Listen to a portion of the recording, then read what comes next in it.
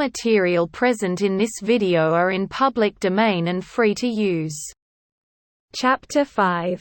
Beginnings of strife. For the first 200 years. As we have said, the Spanish colony in the Philippines was governed from Mexico. A Supreme Court, or audiencia, like that of Mexico, was set up in Manila. This court tried cases and settled law questions for the whole archipelago. The Mexican code of law was in force here, and the officials in the islands tried to make the government as much as possible like that of Mexico. This, however, was a very different country from Mexico.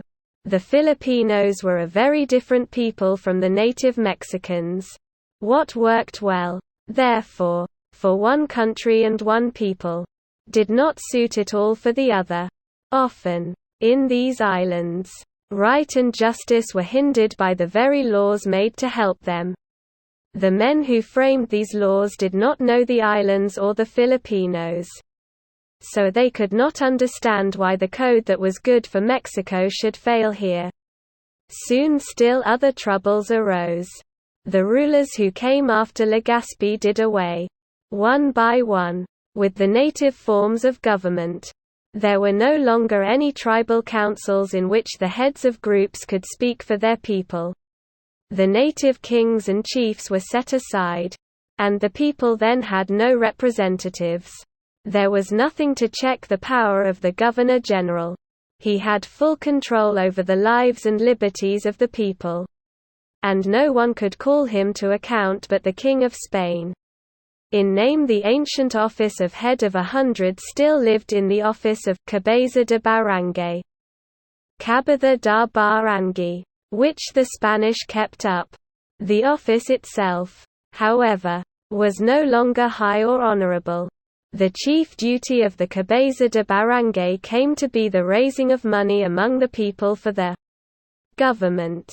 If the people were poor, if times were bad, if the crops had failed, still this money must be raised. The government looked to the barangay chief to get it, in one way or another.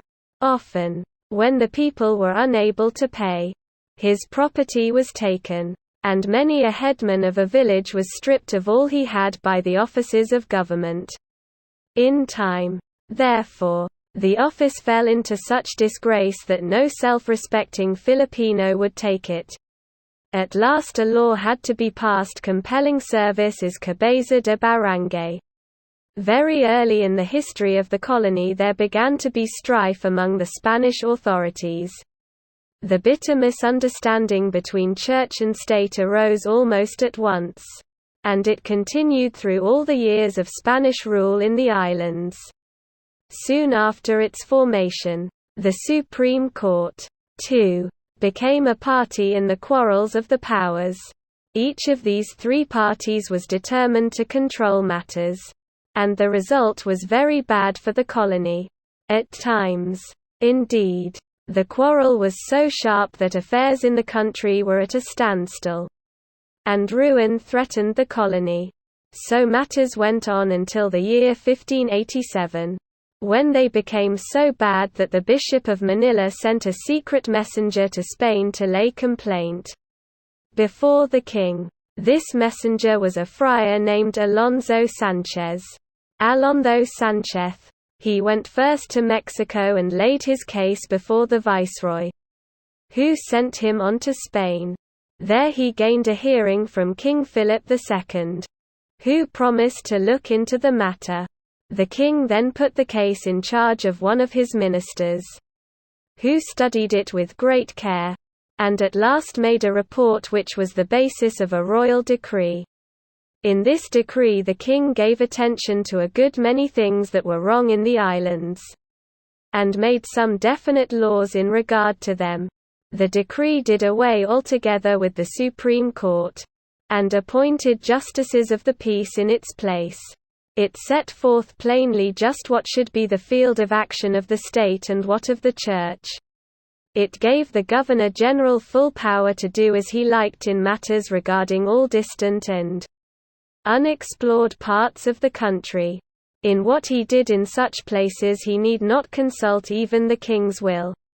If, however, he wished to undertake a war, or any expedition that must be paid for out of the royal treasury, he must first submit his plans to a council made up of the Bishop of Manila and the chief military captains in the islands.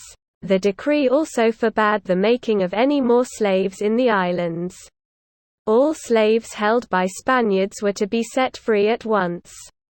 All between the ages of 10 and 20 years, held by Filipinos, were to be freed at the latter age, and all over 20 years old were to be set free in 5 years. Arrangement was made for a tribute to be raised from among the people. The money so gathered was to be divided in a fixed ratio between the church, the state, and the army, all begging friars, and of these many had come to the country, were ordered to leave the Philippines, and 40 Augustan friars were sent out to Manila. A new governor-general was sent to the islands, with instructions to carry out the decree. This official was Don Gómez Pérez Desmariñas, Gómez, Párez, Desmarenas. He was a man of great energy and force of character, and no doubt meant to be just and fair. He did not, however, get along well with the Bishop of Manila, and before long the trouble between church and state broke out again. This time the bishop decided to go himself to Spain, and see whether some understanding could not be had by which peace could be kept. Bishop Salazar was then 78 years old. He was an Augustan friar, and had been parish priest of Manila. In 1581, when Pope Gregorio XIII founded the See of Manila, Salazar was made bishop, but he now felt that the Church must have still greater authority in the islands. One object of his visit to Spain was to get the consent of the king and of the Pope that Manila should be made an archbishopric. In this he succeeded. The Pope issued a bull dated August 14, 1595, creating the Archbishopric of Manila, and Salazar was made the first archbishop. He died, however, before official notice reached him of his new dignity. News traveled slowly in those days, but in the course of time the Emperor of Japan heard that a colony of Europeans had settled in the Philippine Islands. He seems to have thought that Japan had some interest in these islands, for in 1593 he sent an ambassador to Manila. The name of this ambassador was Faranda Keeman. Faranda Keeman. His coming was the cause of some anxiety to the Spanish. As soon as he landed in Manila he waited upon Governor-General Desmariñas with his message. This was a demand upon the Spanish in the Philippines to surrender, and to declare themselves to be vassals of Japan. If they did not do this, Keeman told Desmariñas, the emperor would send war junks to take the country by force. To all this the Governor-General replied with great politeness, but very firmly. He told the ambassador that he and the other Spanish colonists were already subjects of a great king, in whose name he ruled, and that he could not yield the country to Japan.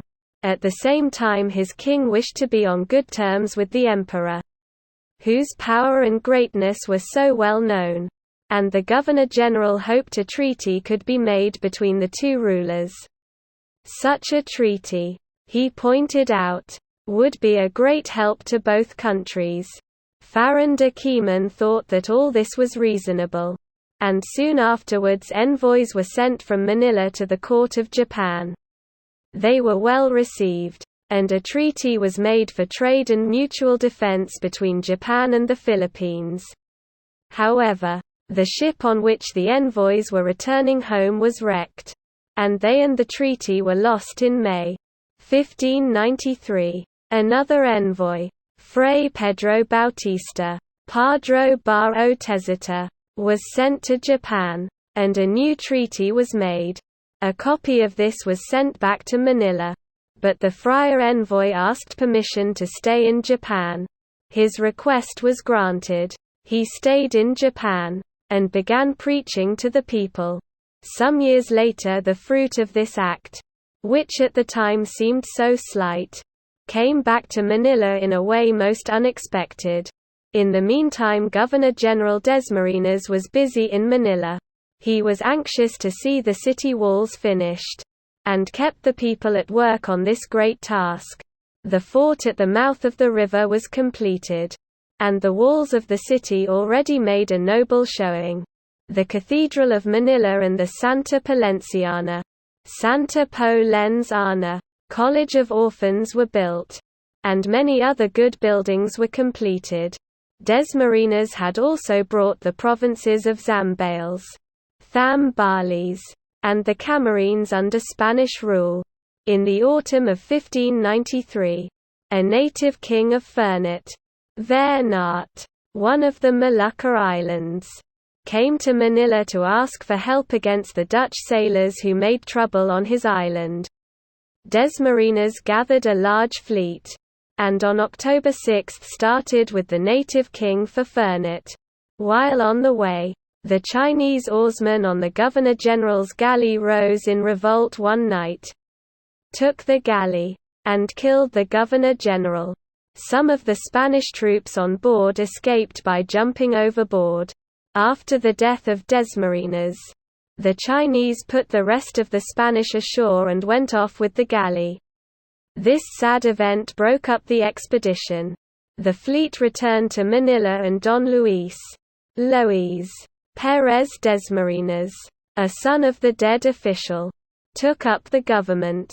He ruled quietly until 1596, when his successor, Don Francisco Tello de Guzman, Francisco Tello de Guzman, came to Manila. In the year 1598, King Philip II of Spain being dead, his son, King Philip III, again set up the Supreme Court in Manila. This was done with great pomp and show. There was a long procession in the streets of Manila, and high civic and religious ceremonies.